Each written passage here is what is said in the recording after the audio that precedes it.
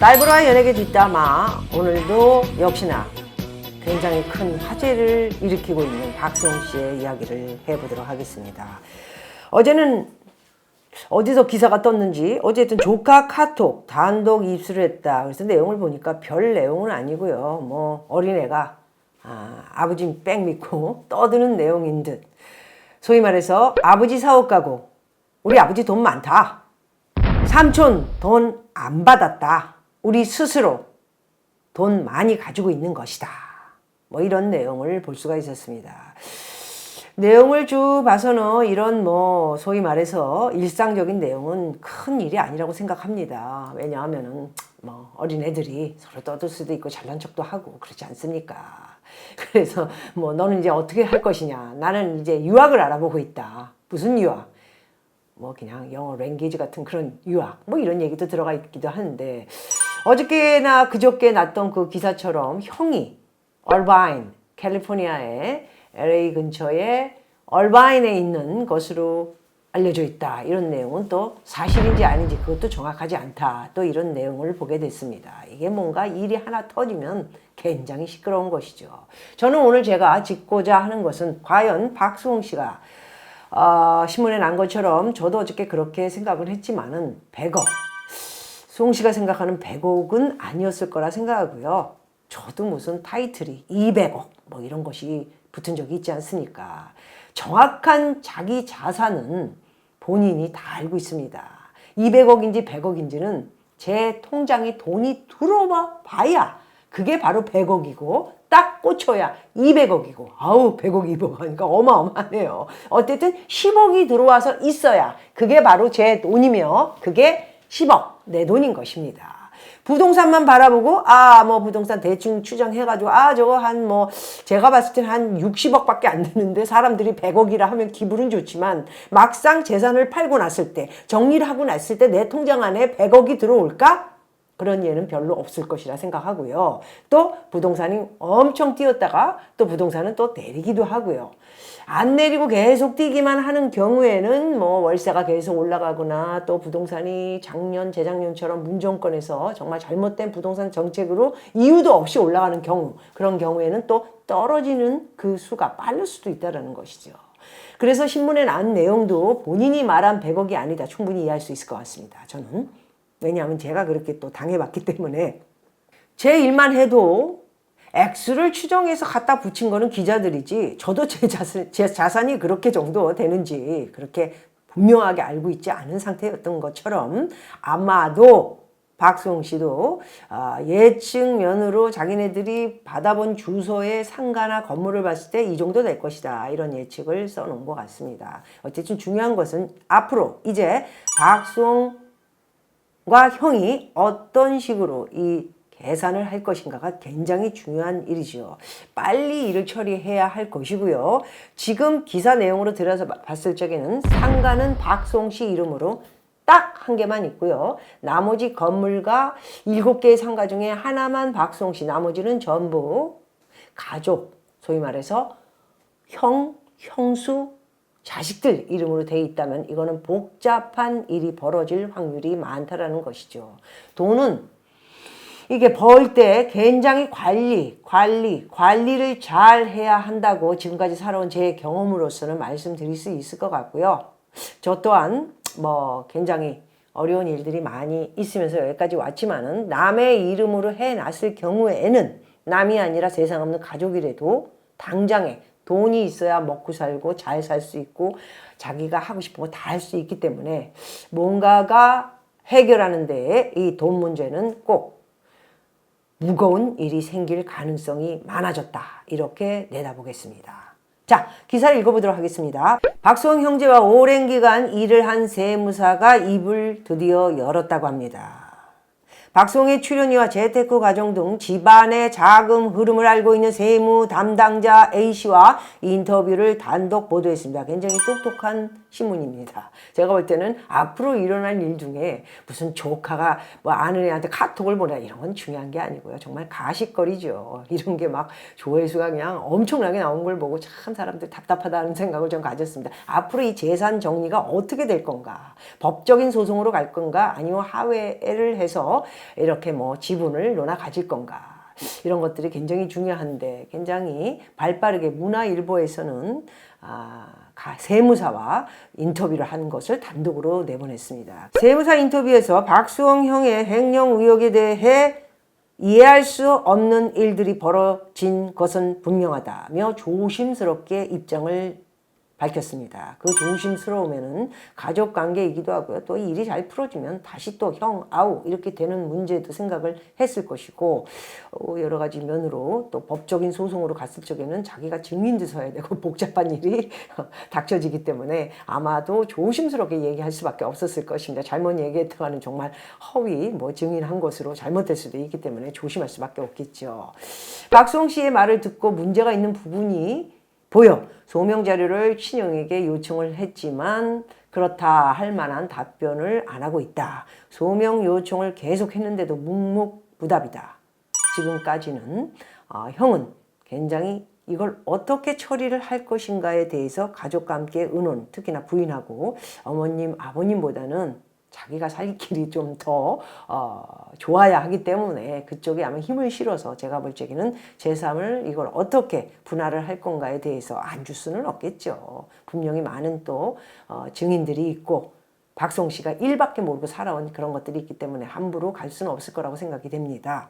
가족들 뒤로 피하려 하는 느낌이 있다. 친형의 이야기를 들어보고 싶은데 전혀 답을 안 하고 있는 상황이다. 세무 담당자는 세무 처리 과정에서 이상한 점은 없었냐는 질문에 그동안 친형과 더 많은 대화를 했고 여기서 친형과 대화를 더 많이 했다는 것은 연예인이 원래 다 그렇습니다. 정말 중요한 게 자산을 자기가 관리를 하고 앞으로 어떻게 불려나가고 이걸 어떻게 크게 만들어서 노후 대책을 할 것인가 이거는 전적으로 본인이 잘 이해를 하고 터득을 해서 나이가 들면 계속 방송 일을 하면 좋지만 오랫동안 70까지 하는 사람도 있지만 어쨌든 박수홍 씨 같은 경우도 오랫동안 방송을 하겠지만 그래도 수입면에 있어서는 줄을 수밖에 없지요. 그래서 노후 대책을 상당히 잘 해놔야 하는 것이 연예인이기도 합니다. 그래서 아마도 박수홍 씨는 형이 알아서, 형수가 알아서, 가족들이 알아서 해주니까 신경 안 쓰고 그냥 전 모르고 형하고 얘기하시죠. 이래서 아마도 형과 더 많은 대화를 나누고 속속히 모든 것을 알고 이야기를 하면서 아마 진행을 했던 것으로 이 내용을 봐서는 알 수 있을 것 같습니다.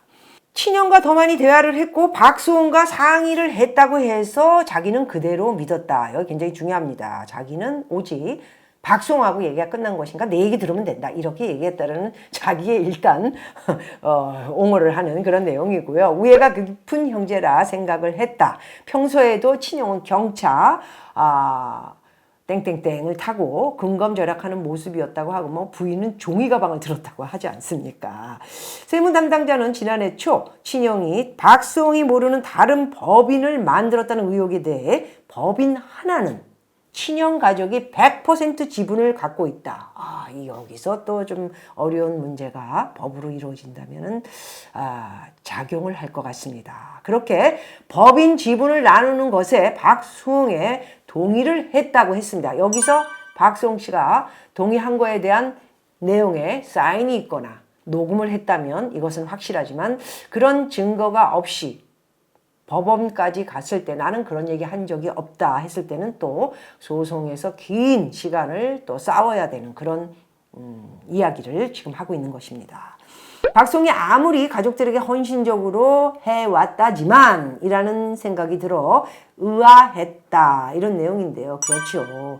이게 세무사 세금 문제에 있어서는 철두철미하고요. 자기가 벌어들이는 수익에 대한 이 일이 일어나는 것은 정말 잘 알고 있어야 됩니다. 그렇기 때문에 세무사 입장에서는 형이 박수홍이가 다 동의를 했다. 이게 굉장히 중요했고 그 다음에 모든 것을 저는 잘 모르고 형이 알아서 합니다. 이렇게 얘기하는 박수홍의 모습을 보면서 형을 굉장히 믿는 것으로 알 수밖에 없겠지요. 그리고 그동안도 형이 모든 것을 조금 아까 말씀드린 것처럼 의사결정을 해왔기 때문에 제3의 인물인 세무사 입장에서는 다 믿을 수밖에 없습니다. 그거는 책임을 누구한테도 지라고 얘기할 수 없을 것입니다. 박수홍 씨도. 자, 박수홍에게 주기로 했던 부분에 대해서는 아주 중요합니다. 장부에 기재가 안 되어 있어서 저 역시 궁금증을 가지고 있었다. 세무사가 궁금한 것은 박수홍에게 주기로 했던 부분에 대해서 장부에 일일이 뭐 사인을 했거나 자필로 뭐 허락을 받는다, 안 받는다 이런 내용을 사인했다면 법원에서도 소송이 갔을 때 확실하게 이것을 받을 수, 재산을 다시 압류를 하거나 처리할 수 있는 일들을 지금 하지 않았다라는 내용이기 때문에 사실상 제가 읽어보는 것으로는 박수홍 씨가 조금 안타깝게 일처리를 했다 이렇게 볼 수 있을 것 같습니다. 개인의 재산 증식에 돈이 쓰인 건데 그 돈의 출처가 어디인지 소명을 받아봐야 한다. 굉장히 어려운 까다로운 얘기가 여기 들어갔습니다. 개인의 재산 증식. 이게 뭐 일부 형이 예를 들어서 아주 적은 차에 경찰 타고 다니고 부인은 종이 가방을 들었지만은 애들이 제시하고 있는 SNS의 사진들은 명품을 두르고 뭐 해외를 놀러 다니고 좋은 호텔에서 밥을 먹고 막 있는 모습을 봤을 때는 박수홍 씨가 모르는 그런 장면에서는 굉장히 돈을 많이 썼던 것으로 아는데 법인카드였다든가 어디다가 어떻게 썼는지 이런 것들이 제대로 소명이 되지 않는다면 본인이 모르는 상태에서 이런 일이 이루어졌다면 누구한테 하소연도 할 수 없다라는 그런 내용이고요.